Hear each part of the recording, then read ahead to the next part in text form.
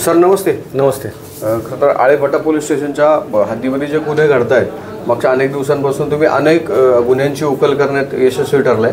आताही एका चोरीच्या गुन्ह्यासंदर्भात तुमचा तपास चालू होता. काय त्याच्यामध्ये पुढे घडतं? दिनांक 27/8/2025 रोजी म्हणजे ज्या दिवशी आपल्याकडं मराठा मोर्चा होता त्याचा बंदोबस्तामध्ये सर्व पोलीस व्यस्त होते आणि त्या दिवशी आपल्या पोलीस स्टेशनच्या हद्दीत असणाऱ्या बोरी गावात एक मुख्यमंत्री सौर कृषी योजना म्हणून एक योजना आहे माननीय मुख्यमंत्र्यांची. त्याच्या कामासाठी आणलेले इलेक्ट्रिक मटेरियल म्हणजे तारेचे बंडल होते 5 बंडल असे कॉन्ट्रॅक्टर नामे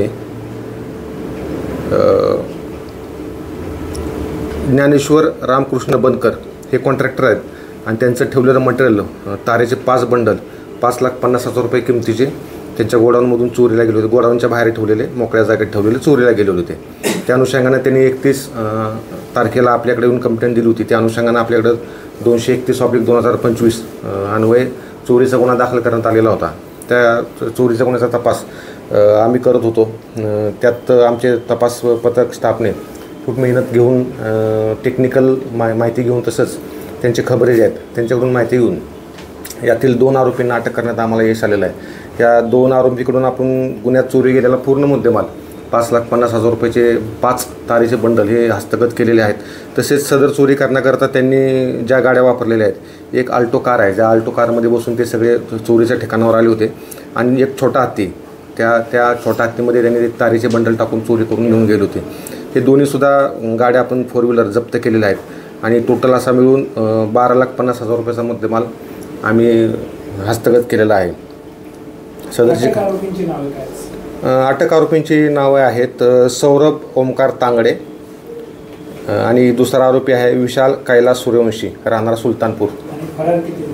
याच्यामध्ये अजून 2 आरोपी फरार आहेत. म्हणजे सुलतानपूर याचा अर्थ हे तालुक्यातलेच आरोपी आहेत का? हां, ह्याच तालुक्यातले आरोपी आहेत. नारायणगावजवळ हे गाव आहे सुलतानपूर, तिथलेच आरोपी आहेत. आणि हा यातला एक आरोपी जो आहे सौरभ ओमकार तांगडे हा चोरी करताना सुद्धा सोबत होता आणि हा भंगार खरेदी करण्याचं विक्री करण्याचं काम करतो. यांच्यावर आधी काही गुन्हे दाखल आहेत? नाही, यांच्यावर अगोदर काय कोणते गुन्हे दाखल नाहीत. सर म्हणजे यांना जे पकडलं ते काय चोरी केलेला माल विकताना किंवा कसं? नाही, चोरी आपल्याला ह्यांनी इथून चोरी करून जिथं माल ठेवला होता तिथून त्यांनी तो ओढत जे राऊंड असतात ते ओढत एका साईडला नेले होते. त्या ठिकाणी मग त्यांनी रात्री गाड्या लावल्या. त्या गाड्यामध्ये टाकून त्यांनी तो भंगाराचं जे दुकान आहे त्या भंगाराच्या दुकानामध्ये हा माल नेऊन ठेवलेला होता आणि आपण तातडीने कारवाई केल्यामुळे तो जो माल आहे त्यांनी खरेदी केलेला किंवा चोरलेला हा आपल्याला पूर्ण ताब्यात रिकवर करण्यात आपल्याला यश आलेलं आहे. कारवाईमध्ये कोणकोणत्या अधिकाऱ्यांचा समावेश होता? आपल्याकडं ह्या ज्या चोऱ्या किंवा घरफोड्यांचं प्रमाण जास्त आहे तर ह्या चोऱ्या घरफोड्या डिटेक्ट करण्यासाठी माननीय SP साहेब आमचे संदीप गिल सर आहेत, ॲडिशनल SP चोपडे सर आहेत, DYSP धनंजय पाटील आहेत. यांचं वेळोवेळी मार्गदर्शन आणि आदेश असतात. तसेच आमचे LCBचे PI अविनाश शिडीमकर साहेब आहेत, त्यांचंसुद्धा मार्गदर्शन असतं. या सगळ्यांच्या मार्गदर्शनाखाली माझ्या तपास पथक स्टाफ जो आहे हवालदार विनोद गायकवाड, हवालदार पंकज पारके, हवालदार अमित माळुंजे, हवालदार संदीप माळवदे आणि कॉन्स्टेबल आहेत अरगडे, खुने, जगताप, जुंबड आणि तांगडकर या पथकानं आमची कारवाई केलेली आहे. सर याच अनुषंगाने खरं तर आळेफाटा भंगारांच्या दुकानाची मोठी हब याच्याकडं पाहिलं जातं.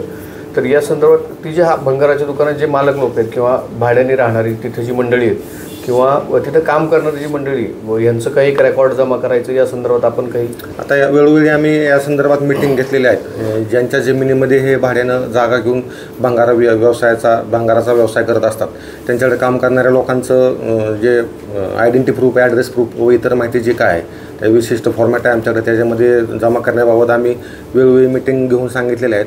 आपल्या पोलीस स्टेशनच्या हद्दीतले जे भंगाराचं दुकान आहे त्याचा बऱ्यापैकी डाटा आमच्याकडे आहे आणि माझा आत्तापर्यंतच्या अनुभवात तरी आपल्या इथल्या कुठल्या भंगार व्यावसायिकांना असं काम केलेलं माझ्या निदर्शनास आलेलं नाही आणि आम्ही त्यांच्यावर लक्ष ठेवून आहोत. वेळोवेळी अशा दुकानांना आम्ही अचानक भेटी देतो, त्यांच्याकडचं मटेरियल तपासतो, तसंच त्यांना पोलीस स्टेशनला बोलून आम्ही वेळोवेळी सूचना देत असतो. सर मागच्या काही दिवसांपासून काळवडी असेल, पिंपळवंडी असेल ह्या परिसरामध्ये सकाळच्या वेळेमध्ये किंवा लोक शेताकडे जातात त्या 10:30-11च्या वेळेमध्ये काही दुचाकीस्वार येताना दिसत आहेत. त्यांच्याकडं कपडे विक्रीसाठी ते आलेले आहेत. मात्र प्रामुख्याने त्याच्यामध्ये एक गोष्ट जाणवती की त्यांच्या गाड्यांना समोरची नंबर प्लेट नाही आहे, पाठीमागची जी नंबर प्लेट आहे ती पूर्ण पुसटे दिसत नाही आणि साधारणतः UP MP अशा भागातले ते नंबर आहेत. त्यांच्याकडे काही चौकशी करायला आपण सुरुवात केली का ते त्या ठिकाणावर पळ काढतात किंवा निघून जातात. बऱ्याचदा वयस्कर लोक दुपारच्या वेळेमध्ये घरी असतात.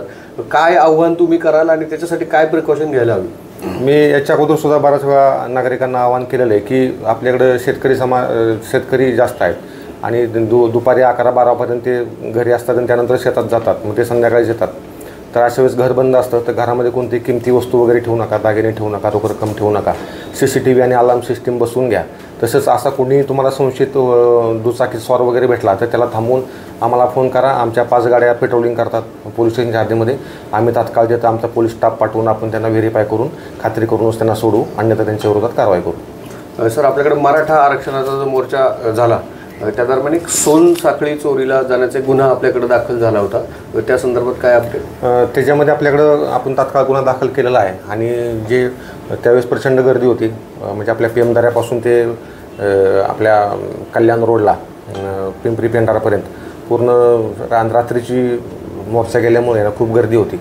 तर आपण विविध CCTV फुटेज चेक केलेले आहेत. आम्ही त्या तपासात आहोत. त्या आरोपीचे चेहरेसुद्धा आम्ही निष्पन्न केलेले आहेत. लवकरच त्या संदर्भात आपल्याला माहिती मिळेल. सर, गणेशोत्सव संपन्न झाला. नारायणगाव पोलीस स्टेशनच्या हद्दीमध्ये गणेश विसर्जनाच्या दरम्यान एक तरुण मंचर पोलीस स्टेशनच्या हद्दीमध्ये एक तरुण बुडाला. आपल्याकडं आपल्याकडं गणेशोत्सव काळातल्या अशा काही घटना घडल्यात का किंवा गणेशोत्सवाच्या त्या संदर्भात काही गुन्हे वगैरे? नाही, आमच्याकडं अशा संदर्भात कुठलीही अपघात वगैरे घडलेला नाही. तसंच कम्युनल कोणताच इश्यू झालेला नाही. आमच्याकडं हिंदू धर्मीय किंवा तसेच मुस्लिम धर्मीयसुद्धा लोकांनी खूप सहकार्याची भूमिका ठेवलेली आहे. पोलीस प्रशासनाला खूप सहकार्य केलेलं आहे.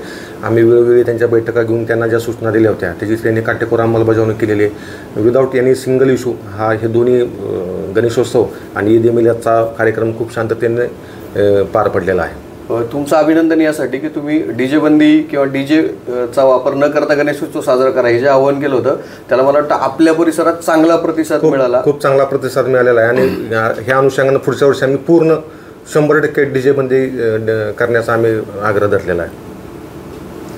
धन्यवाद.